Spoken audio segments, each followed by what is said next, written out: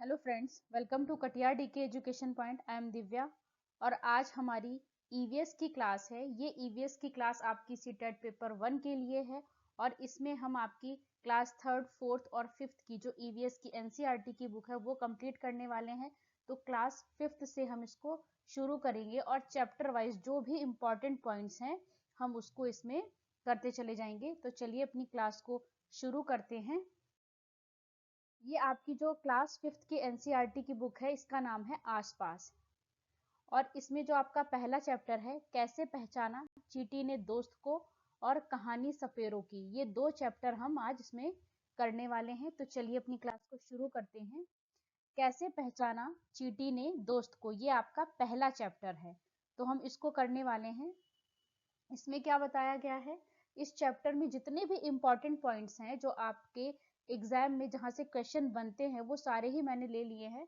तो इसको पढ़ने से आपको आसानी रहेगी क्वेश्चंस को करने में। तो क्या कहा है इसने कि जानवरों में भी देखने की, सुनने की, सूंघने की और महसूस करने की शक्ति होती है। जो जानवर होते हैं उसमें देखने की, सुनने की, सूंघने की और महसूस करने की शक्ति होती है।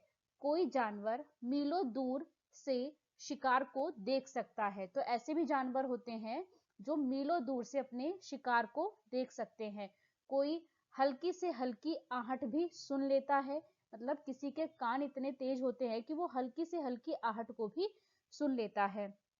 कोई जानवर अपने साथी को सूंघ कर ढूंढ लेता है, जैसे कि आपका रेशम का कीड़ा, वो क्या करता है अपनी मादा को उसकी खुशबू से सूंघ लेता है ना। कई किलोमीटर की दूरी से भी वो पता लगा लेता है।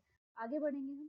शिक्षक संकेत, इस उम्र के बच्चों में जानवरों के प्रति उत्सुकता होती है। ये जो आपके छोटे प्राइमरी तक के बच्चे होते हैं, इस उम्र के बच्चों में जो होती है जानवरों के प्रति उत्सुकता होती है। उनके अनुभवों को शामिल करने से चर्चा रुचिपूर्ण हो जाएगी। अगर आप बच्चों से उनके अनुभव पूछेंगे तो आप जो चर्चा करेंगे बच्चों के साथ वो रुचिपूर्ण हो जाएगी। कई ऐसे अवलोकन होते हैं जिनके लिए बच्चों को धीरज और बारीकी से देखने का अभ्यास कराना होगा। आगे बढ़ेंगे हम। अब यहाँ पर चींटियों के बारे में बताया गया है। बहुत साल पहले एक वैज्ञानिक ने इसी तरह के कई प्रयोग किए थे और वे इस नतीजे पर पहुंचे कि चींटियां चलते समय जमीन पर कुछ ऐसा छोड़ती हैं जिसे सूंघकर पीछे आने वाली चींटियों को रास्ता मिल जाता है। आपने देखा है ना कि चींटी एक क्रम में चलती हैं, देख रहे हैं आप यहाँ पे एक क्रम में चलती हैं। तो कैसे कैसे पता है चींटी को कि इसी लाइन में जाना है? तो वैज्ञानिक ने क्या खोजा कि चींटियां चलते समय जमीन पर कुछ ऐसा छोड़ती हैं जिसे सूंघकर पीछे से आने वाली चींटी को रास्ता मिल जाता है, उसे पता चल जाता है कि किधर जाना है। आगे बढ़ेंगे हम। यहाँ पर मच्छर। अब मच्छर हमारे शरीर की गंध और खासकर हमारे पैरों के जो तलवे होते हैं और हमारे शरीर की गर्मी से हमें ढूंढ लेते हैं। मच्छर हमें काटते हैं तो क्यों काटते हैं बेटा, कैसे उनको पता चलता है? अंधेरे में भी वो हमें ढूंढ लेते हैं। कैसे? तो जो हमारे शरीर की गंध और हमारे पैरों और हमारे शरीर की गर्मी जो है उससे वो हमें ढूंढ लेते हैं। आगे बढ़ेंगे हम। रेशम का कीड़ा अपनी मादा को उसकी गंध से कई किलोमीटर दूर से ही पहचान लेता है। जो रेशम का कीड़ा होता है बेटा, वो अपनी मादा को उसकी गंध से कई किलोमीटर दूर से पहचान लेता है। आगे बढ़ेंगे हम। डॉग। अब यहाँ पर देखो कुत्तों के बारे में भी क्या बताया हुआ है कि जो सड़कों पर कुत्तों की भी अपनी जगह बटी हुई होती है ना।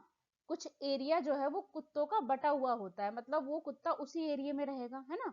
इस तरीके से एक कुत्ता दूसरे कुत्ते के मल मूत्र की गंध से जान लेता है कि उसके इलाके में बाहर का कोई कुत्ता आया था। तो जो कुत्ते का जो एरिया बटा हुआ होता है बेटा, तो ये कैसे पहचानते हैं? मल मूत्र की गंध से। आपने देखा होगा जो कुत्ते होते हैं जगह जगह, आपने देखा होगा अगर किसी की स्कूटी खड़ी हुई है तो उसी के ऊपर टॉयलेट कर देंगे, खंभों के ऊपर। तो क्या है, ये जगह जगह क्या करते हैं अपने मल मूत्र से क्या एक निशान सा बनाते हैं कि ये एरिया उनका है। तो उस एरिया के भीतर अगर कोई दूसरा कुत्ता आता है तो ये उसको पहचान लेते हैं उसके मल मूत्र की गंध से। आगे बढ़ेंगे हम। शिक्षक संकेत। इसमें क्या है कि चर्चा करके बच्चों की यह समझ बनाई जा सकती है कि अक्सर हम किसी गंध से तब ज्यादा परेशान होते हैं जब हमारा मन उसको गंदा मानता है। अब यहाँ पर क्या बताया गया है कि आपको किसी चीज की गंध तब लगती है, आप तब उससे परेशान होते हैं जब आपका मन उस चीज को गंदा मान लेता है। अगर हम मन बना ले तो वही गंध उतना परेशान नहीं करती है। अब समझ रहे हैं यहाँ पे क्या कहना चाह रहा है कि अगर आपने मन बना लिया कि कोई चीज में गंध आ रही है किसी चीज से, तो वो आपको गंध आएगी। लेकिन अगर आपने अपना मन बना लिया कि इसमें से गंध नहीं आ रही, तो आपको गंध नहीं आएगी, है ना। आगे बढ़ेंगे हम। ज्यादातर पक्षियों की आंखें उनके सिर के दोनों तरफ होती हैं। जो पक्षी होते हैं उनकी आंखें उनके सिर के दोनों तरफ होती हैं। पक्षी एक ही समय में दो अलग अलग चीजों पर नजर डाल लेते हैं। जो पक्षी होते हैं वो एक ही समय में दो अलग अलग चीजों पर अपना फोकस कर सकते हैं, और जब वे बिल्कुल सामने देखते हैं तब इनकी आंखें एक ही चीज पर केंद्रित होती हैं। अब आप पक्षियों के बारे में जान गए बेटा कि जो पक्षी होते हैं जो है उनकी आंखें उनके सिर के दोनों तरफ होती हैं, और पक्षी एक ही समय में दो अलग अलग चीजों पर अपनी नजर डाल लेते हैं। और जब वे बिल्कुल सामने की तरफ देखते हैं तो उनकी जो आंखें होती हैं उनकी दोनों आंखें किसी एक ही चीज पर उनका फोकस होता है ना। अब आगे क्या है, तुमने देखा होगा कि कई पक्षी अपनी गर्दन बहुत ज्यादा हिलाते हैं। ये बात बिल्कुल ठीक है, आपने देखा होगा कि पक्षी अपनी गर्दन बहुत ज्यादा हिलाते हैं। जानते हो क्यों? अब ऐसा वो क्यों करते हैं बेटा? तो इसका कारण ये है कि ज्यादातर पक्षियों की आंखों की पुतली जो है वो घूम नहीं सकती है। पक्षियों की आंखों की पुतली क्या है, स्थिर होती है। तो इसीलिए वो अपनी गर्दन घुमाकर ही आसपास देखते हैं। अब उनकी आंखों की पुतली स्थिर है तो गर्दन घुमा के ही तो देखेंगे ना। हमारी आंखों की पुतली घूम सकती है ना, लेकिन जो पक्षी होते हैं उनकी आंखों की पुतली घूम नहीं सकती, वो स्थिर होती है। इसीलिए आपने देखा होगा कि पक्षी अपनी गर्दन को बार बार घुमाते हैं ताकि वो आसपास देख सकें। आगे बढ़ेंगे हम। शिक्षक संकेत। पक्षी जब दोनों आंखें एक ही चीज पर केंद्रित करते हैं तो उन्हें चीज की दूरी का एहसास होता है। जब वो दोनों आंखें एक ही चीज पर केंद्रित करते हैं तो उन्हें चीज की दूरी का एहसास होता है, और जब अलग अलग चीजों पर केंद्रित करते हैं तो उनका देखने का दायरा जो है वो बढ़ता है। पक्षियों के सिर पर उनकी आंखों की स्थिति का अवलोकन करने से बच्चों को यह बात समझने में आसानी होगी। अब यहाँ पर क्या है कि जो बच्चे हैं ये बात कैसे समझेंगे, तो एक आंख बंद करके अपने साथी के एक्शन को देखकर बच्चों को यह अनुभव कराएं कि दोनों आंखों से देखने पर देखने के दायरे में अंतर आता है ना। ये क्या एक एक्टिविटी है कि बच्चों को आप कैसे सिखाएंगे, है ना। तो एक एक्टिविटी कराएं कि एक आंख बंद करें और अपने दोस्त के एक्शन को देखें, तो बच्चे समझ पाएंगे कि दोनों आंखों से देखने पर देखने के दायरे में अंतर आता है। आगे बढ़ेंगे हम। अब यहाँ पर क्या बताया है, चील, बाज और गिद्ध जैसे पक्षी हमसे 4 गुना ज्यादा दूर देख पाते हैं। चील, बाज और गिद्ध हमसे 4 गुना ज्यादा दूर से देख पाते हैं। जो चीज हमें 2 मीटर की दूरी से दिखाई पड़ती है वही चीज ये पक्षी 8 मीटर की दूरी से देख लेते हैं। तो जो चील, बाज और गिद्ध हैं वो हमसे 4 गुना ज्यादा दूर से देख पाते हैं। आगे बढ़ेंगे। मजेदार बात और, अब यहाँ पर क्या है मजेदार है आपके लिए, जैसे हमें इतने सारे रंग दिखाई देते हैं उतने रंग जानवरों को नहीं दिखाई देते। हम मनुष्यों को जितने सारे रंग दिखाई देते हैं बेटा, जानवरों को उतने रंग दिखाई नहीं देते हैं। आमतौर पर यह माना जाता है कि दिन में जागने वाले जानवर कुछ ही रंग देख पाते हैं। जो दिन में जागते हैं वो कुछ रंग देख पाते हैं, और रात में जागने वाले जानवर हर चीज को काली और सफेद देखते हैं। तो बेटा इससे आपको ये समझ में आया कि हम मनुष्यों को जितने रंग दिखाई देते हैं उतने जानवरों को दिखाई नहीं देते हैं, और जो दिन में जागते हैं जानवर उनको तो फिर भी कुछ रंग दिखाई देते हैं, लेकिन जो रात में जागते हैं ना उनको हर चीज सफेद और काली ही दिखाई देती है। तो रात में जागने वाले जानवरों को हर चीज काली और सफेद दिखाई देती है। आगे बढ़ेंगे हम। कितने तेज हैं कान। अब यहाँ पर कान के बारे में बताया गया है। हमें पक्षियों के कान दिखाई नहीं देते, उनके बाहरी कान छोटे छोटे छेद जैसे होते हैं।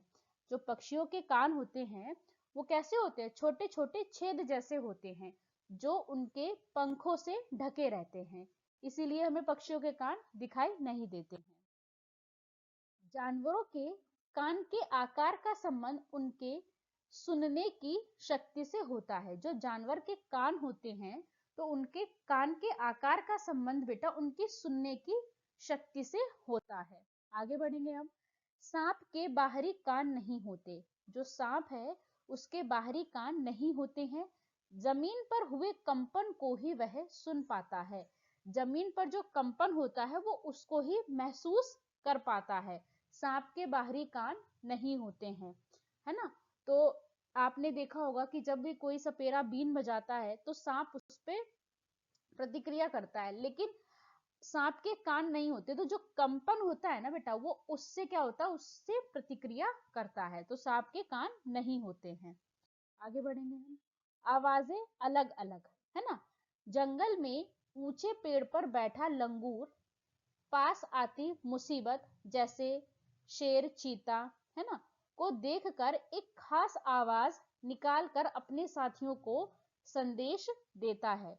जो जानवर होते हैं बेटा, जैसे ये लंगूर के बारे में बताया गया है कि अपने पास जो है मुसीबत आते देखकर ये एक खास तरीके की आवाज निकालता है और अपने साथियों को संदेश देता है। आगे बढ़ेंगे। इस काम के लिए पक्षी भी खास आवाजें निकालते हैं। कुछ पक्षी अलग अलग खतरों के लिए अलग अलग आवाजें निकालते हैं, जैसे उड़कर आने वाले दुश्मन के लिए एक तरीके की आवाज और जमीन से चलकर आने वाले के लिए दूसरी तरह की आवाज। जो पक्षी होते हैं ये अगर कोई खतरा है, जो अगर उड़कर कोई दुश्मन आ रहा है तो उसके लिए अलग तरीके की आवाज निकालते हैं, और जमीन से चलकर अगर कोई खतरा आ रहा है तो उसके लिए ये दूसरी तरीके की आवाज निकालते हैं। आगे बढ़ेंगे हम। मछलियां। अब मछलियां क्या करती हैं? मछलियां खतरे की चेतावनी एक दूसरे को बिजली तरंगों से देती हैं। जो मछलियां हैं वो बिजली तरंगों से एक दूसरे को खतरे की चेतावनी देती हैं। आगे बढ़ेंगे। कुछ जानवर तूफान या भूकंप आने से कुछ समय पहले अजीब हरकतें करने लगते हैं। कुछ जो जानवर होते हैं वो अजीब हरकतें करने लगते हैं। जो लोग जंगल में रहते हैं और जानवरों के इस व्यवहार को समझते हैं वो जान जाते हैं कि भूकंप आने वाला है या कुछ अनहोनी होने वाली है। तो जो लोग इन जानवरों के व्यवहार को समझते हैं वो इनकी हरकतों से ही जान जाते हैं कि या तो भूकंप आने वाला है या फिर कुछ अनहोनी होने वाली है। आगे बढ़ेंगे हम। सन 2004 दिसंबर में आए सुनामी से कुछ समय पहले जानवरों के अजीब व्यवहार और उनके द्वारा दी गई चेतावनी भरी आवाजों को अंडमान की एक खास आदिवासी जाति समझ गई। जो अंडमान की एक खास आदिवासी जाति थी वो इनके जानवरों के व्यवहार को और इनकी चेतावनी भरी आवाजों को समझ गई। उन्होंने वो इलाका खाली कर दिया। जहां पर वो आदिवासी जाति के लोग थे उन्होंने वो इलाका खाली कर दिया। क्यों? क्योंकि वो जानवरों के व्यवहार को, जो जानवरों का अजीब तरीके का व्यवहार था और वो जो चेतावनी भरी आवाजें जो उनके द्वारा दी जा रही थी उसको समझ गए थे। तो उन्होंने क्या किया, वो इलाका खाली कर दिया। इस प्रकार इस जाति के लोग सुनामी के कहर से उन्होंने अपनी जान बचा ली, है ना। आगे बढ़ेंगे हम। डॉल्फिन भी अलग अलग तरह की आवाजें निकालती है और एक दूसरे से बात करती है। जो डॉल्फिन है वो अलग अलग तरह की आवाजें निकालती है और एक दूसरे से बात करती है। वैज्ञानिकों का यह मानना है कि कई जानवरों की अपनी पूरी भाषा है। जो कई जानवर ऐसे हैं जिनकी अपनी पूरी भाषा है। आगे बढ़ेंगे हम। कितना सोएं। अब यहाँ पर ये बताया गया है कि कौन सा जानवर कितने घंटे सोता है ना। तो बहुत से जानवर किसी खास मौसम में लंबी गहरी नींद में चले जाते हैं, है ना। जो कुछ जानवर ऐसे होते हैं जो किसी खास मौसम में लंबी गहरी नींद में चले जाते हैं, लंबी भी इतनी कि कई महीनों तक फिर वो दिखाई ही नहीं देते, है ना। सर्दियों के दिनों में अचानक ही छिपकलियां कहीं गुम हो जाती हैं। सर्दियों के दिनों में छिपकली हमें नहीं दिखाई देती है ना। तो यही बताया गया है इसमें कि कुछ जानवर ऐसे हैं जो खास मौसम में लंबी गहरी नींद में चले जाते हैं और कई महीनों के लिए, है ना। जैसे सर्दियों के दिनों में छिपकली कहीं गुम हो जाती है ना, छिपकली नहीं दिखाई देती है, तो कहाँ चली जाती है वो? अपनी निद्रा की अवस्था में चली जाती है, गहरी नींद में चली जाती है ना। आगे बढ़ेंगे हम। शिक्षक संकेत।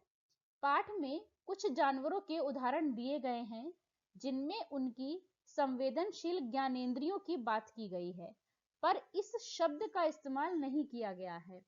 अन्य और जानवरों के लिए के ऐसे ही व्यवहार के बारे में जानने के लिए बच्चों को अखबार पढ़ने व टीवी पर उपयुक्त कार्यक्रम देखने के लिए प्रेरित करें। अब यहाँ पर टीचर्स के लिए जो है कि वो बच्चों को अखबार पढ़ने और टीवी पर कार्यक्रम देखने के लिए प्रेरित करे, ताकि वो जानवरों के व्यवहार के बारे में जान सके, है ना, समझ सके, है ना। आगे बढ़ेंगे हम। चित्रों में कुछ जानवरों के सोने के समय को दिखाया गया है। हर चित्र के नीचे लिखे कि वह जानवर एक दिन में कितने घंटे सोता है। अब आप ये देख रहे हैं, है ना, ये पूरा डार्क है, ये वाला हिस्सा डार्क है ना। तो ये 2 घंटे के बराबर है। तो दो ये तो गाय कितने घंटे सोती है? 4 घंटे, है ना। यहाँ पे देखिए, ये 2 2 2 है ना, तो ये कितने 9 है ना, ये 9 हो गई है आपके। तो ये अजगर कितने घंटे सोता है? 18 घंटे सोता है ना। ऐसे ही जिराफ 2 घंटे, क्योंकि बस ये एक ये डार्क है आपका। और बिल्ली 1 2 3 4 5 6, और ये 1 2 के बराबर, तो 12 घंटे। बिल्ली कितने घंटे सोती है? 12 घंटे। तो गाय कितने घंटे सोती है? 4 घंटे। अजगर कितने घंटे सोता है आपका? 18 घंटे। जिराफ कितने घंटे सोता है? 2 घंटे। और बिल्ली कितने घंटे सोती है आपके? 12 घंटे सोती है। ये आपका एनसीईआरटी बुक में दिया गया है बेटा। ये जो सोने के घंटे का टाइम है जानवरों का, ये आपकी बुक में दिया गया है। आगे बढ़ेंगे हम। स्लॉथ। अब हम स्लॉथ के बारे में पढ़ेंगे, है ना। यह भालू के जैसे दिखते हैं पर भालू नहीं है। जो स्लॉथ है ये भालू के जैसा दिखता है लेकिन भालू नहीं है ना। ये दिन के करीब 17 घंटे पेड़ों से उल्टे सिर लटक कर मस्ती से सोते हैं। कितने घंटे सोते हैं ये? 17 घंटे, है ना। पेड़ों से उल्टे सिर लटक कर सोते हैं। कैसे सोते हैं? उल्टे सिर लटक कर सोते हैं। ये जिस पेड़ पर रहते हैं उसी के पत्ते खाकर पलते हैं, इसीलिए इन्हें कहीं और जाने की जरूरत ही नहीं पड़ती है। जब ये अपने पेड़ के सारे पत्ते खा लेते हैं तभी वे पास के पेड़ पर जाते हैं। ये लगभग 40 वर्ष के, इनका जीवन कितना होता है? 40 वर्ष का। तो लगभग 40 वर्ष के अपने पूरे जीवन में ये मुश्किल से 8 पेड़ों पर ही घूमने की तकलीफ उठाते हैं। 40 वर्ष के जीवन में ये सिर्फ 8 पेड़ों पर ही घूमते हैं। ये सप्ताह में एक बार ही शौच करने के लिए पेड़ से नीचे उतरते हैं। सप्ताह में एक बार सिर्फ, है ना, शौच करने के लिए पेड़ से नीचे उतरते हैं। ये है स्लॉथ, है ना। आगे बढ़ेंगे हम। अब बाघ के बारे में हम यहाँ पे पढ़ेंगे। बाघ अंधेरे में हमसे 6 गुना बेहतर देख सकता है। चील, बाज और गिद्ध वो कितना? 4 गुना बेहतर हमसे देख सकते हैं, लेकिन जो बाघ है वो 6 गुना बेहतर देख सकता है। बाघ की मूछें हवा में हुए कंपन को भांप लेती हैं और उसे शिकार की बिल्कुल सही स्थिति का पता चल जाता है। जो बाघ की जो मूछें होती हैं, आप देखो कि वो शिकार ढूंढने में उसकी मदद करती हैं। इससे उन्हें अंधेरे में रास्ता ढूंढने में भी मदद मिलती है। तो जो बाघ की मूछें होती हैं वो हवा में हुए कंपन को भांप लेती हैं और उसे शिकार की बिल्कुल सही स्थिति का पता चल जाता है। इससे इन्हें अंधेरे में भी रास्ता ढूंढने में मदद मिल जाती है बाघ को, है ना। बाघ अपने इलाके में मूत्र करके अपनी गंध छोड़ते जाते हैं। इनका भी इलाका बटा हुआ है ना। और ये क्या कैसे निर्धारित करते हैं कि ये किसका इलाका है? तो मूत्र की गंध से, है ना। यह इलाका कई किलोमीटर बड़ा हो सकता है। एक बाघ किसी दूसरे बाघ के मूत्र की गंध को झट से पहचान लेता है। फिर उस इलाके में घुसना है या नहीं, यह तो उस बाघ की मर्जी है। मतलब दूसरे बाघ के इलाके में जाना है या नहीं जाना है, ये बाघ की मर्जी है, लेकिन वो पहचान जाता है कैसे? उसके मूत्र की गंध से कि भाई ये किसी दूसरे बाघ का इलाका है ना। आगे बढ़ेंगे हम। बाघ मौके के अनुसार अपनी आवाज बदलता रहता है। गुस्से में अलग आवाज, और जब बाघिन को बुलाता है तो अलग तरीके की आवाज निकालता है।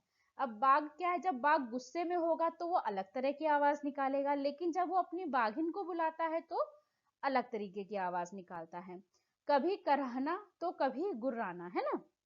बाघ का जो गुर्राना है वो 3 किलोमीटर दूर तक सुना जा सकता है। जो बाघ का गुर्राना है वो 3 किलोमीटर दूर तक सुना जा सकता है।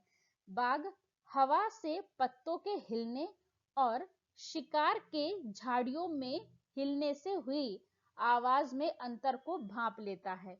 कि मतलब हवा से पत्ते के हिलने और शिकार के झाड़ियों में हिलने से जो आवाज होती है, उन दोनों में जो अंतर है उसको बाघ भांप लेता है। बाघ के दोनों कान बाहर की आवाज को इकट्ठा करने के लिए अलग अलग दिशाओं में बहुत ज्यादा घूम भी जाते हैं। जो बाघ के कान होते हैं बेटा, वो अलग अलग दिशाओं में बहुत ज्यादा घूम जाते हैं आवाज को इकट्ठा करने के लिए। आगे बढ़ेंगे हम। बाघ इतना सतर्क जानवर है, लेकिन इस सब के बावजूद आज वह खतरे में है ना। हाथी को उसके दांतों के लिए, अब हाथी का शिकार क्यों किया जाता है? उसके दांतों के लिए। गैंडे का शिकार क्यों किया जाता है? सींग के लिए। शेर, मगरमच्छ और सांप को उनकी खाल के लिए मार दिया जाता है। कस्तूरी हिरण को थोड़ी सी खुशबू के लिए मारा जाता है। कस्तूरी हिरण को खुशबू के लिए मारा जाता है। जानवरों को मारने वाले लोगों को शिकारी कहते हैं। जो लोग जानवरों का शिकार करते हैं, उनको मारते हैं, उनको शिकारी कहते हैं। आगे बढ़ेंगे हम।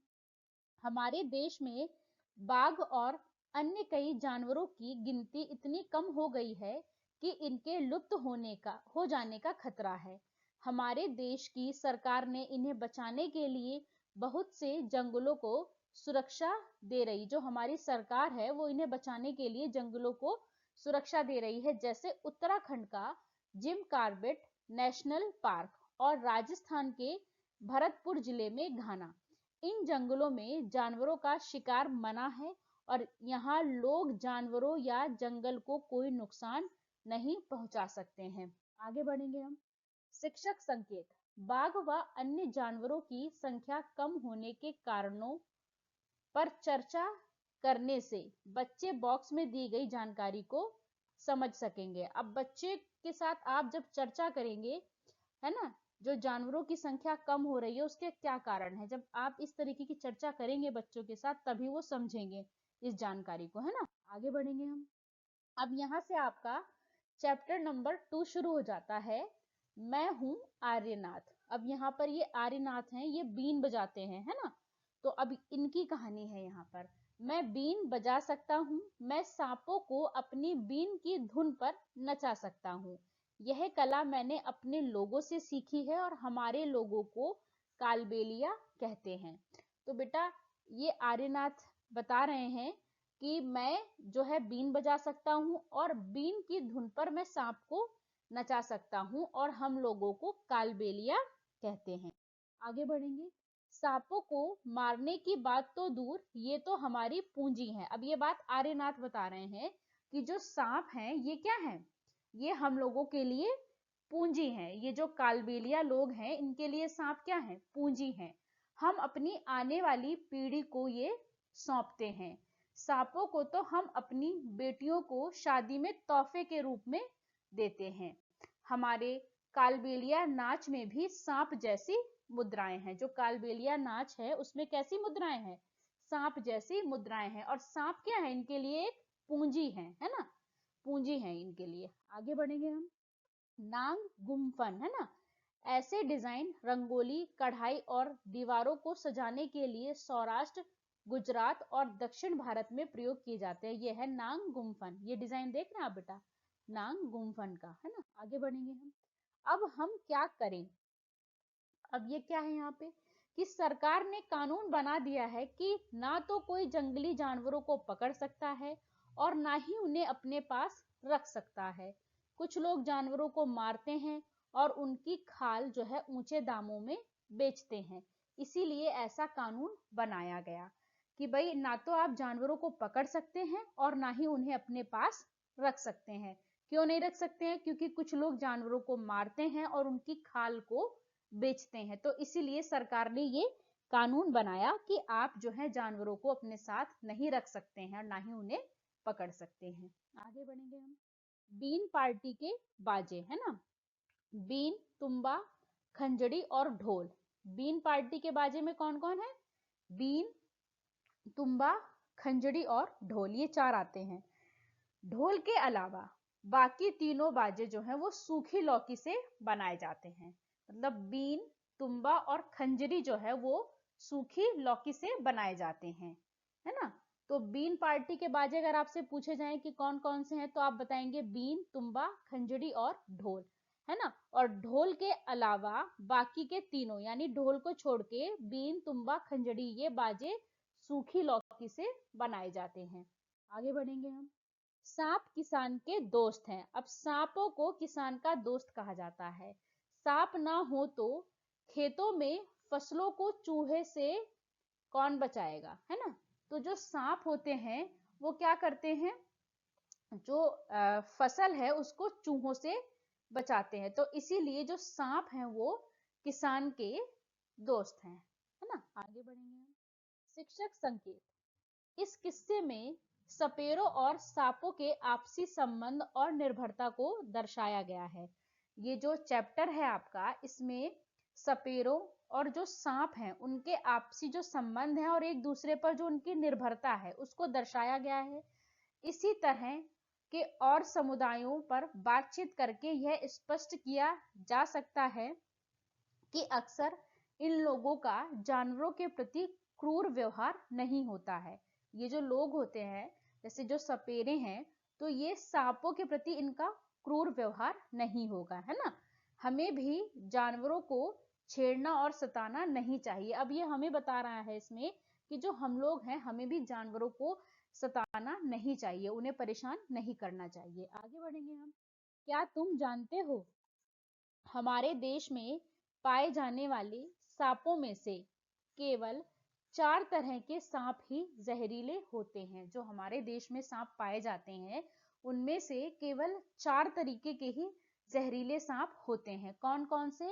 नाग, करैत, दुबोइया और अफाई। ये जो 4 सांप हैं यही जहरीले होते हैं। सांप जब किसी व्यक्ति को काटता है तो उसके 2 खोखले जहर वाले दांतों से उस व्यक्ति के शरीर में जहर चला जाता है। तो सांप के 2 खोखले जहर वाले दांत होते हैं। तो इनकी संख्या भी अगर आपसे पूछी जाए तो कितनी होती है? 2, है ना। 2 खोखले जहर वाले दांत होते हैं, है ना। इस जहर से बचने का एक ही उपाय है कि जिस व्यक्ति को सांप ने काटा है उसे तुरंत जहर के असर को खत्म करने वाली दवाई दी जाए। जिस व्यक्ति को सांप ने काटा है उसको तुरंत ही जहर को असर को खत्म करने वाली दवाई दी जाए। और यह जो सीरम है वो सांप के जहर से बनाई जाती है। अगर किसी व्यक्ति को सांप काट लेता है तो सांप के जहर के असर को खत्म करने वाली जो सीरम है बेटा, जो उस व्यक्ति को दी जाती है वो भी सांप के जहर से ही बनाई जाती है और सभी सरकारी स्वास्थ्य केंद्रों पर ये मिलती है। ये जो सीरम है वो सभी सरकारी स्वास्थ्य केंद्रों पर आपको मिल जाएगी। आगे बढ़ेंगे हम क्या समझे। अब इस चैप्टर से हमें क्या समझ में आया कि सरकार ने कानून बना दिया है, ना तो कोई जंगली जानवरों को पकड़ सकता है और ना ही उन्हें अपने पास रख सकता है। क्यों? क्योंकि बहुत से लोग इनका शिकार करते हैं और इनकी जो त्वचा होती है, इनकी जो खाल होती है उसे ऊंचे दामों पर बेचते हैं। तो इसीलिए सरकार ने क्या नियम बनाया कि ना तो आप जंगली जानवरों को पकड़ेंगे और ना ही उन्हें अपने पास रखेंगे। तो यहीं पे हमने अपने 2 चैप्टर, आपकी जो क्लास 5th की एनसीईआरटी की बुक है ईवीएस की, है ना, इसके 2 चैप्टर हमने कंप्लीट कर लिए हैं। इसी तरीके से हम चैप्टर वाइज इसको पूरा करेंगे। इसके बाद क्लास 4th और इसके बाद क्लास 3rd की हम ईवीएस की बुक करेंगे, है ना। वीडियो अच्छी लगे तो लाइक करें, शेयर करें, चैनल को सब्सक्राइब करें। Thanks for watching this video.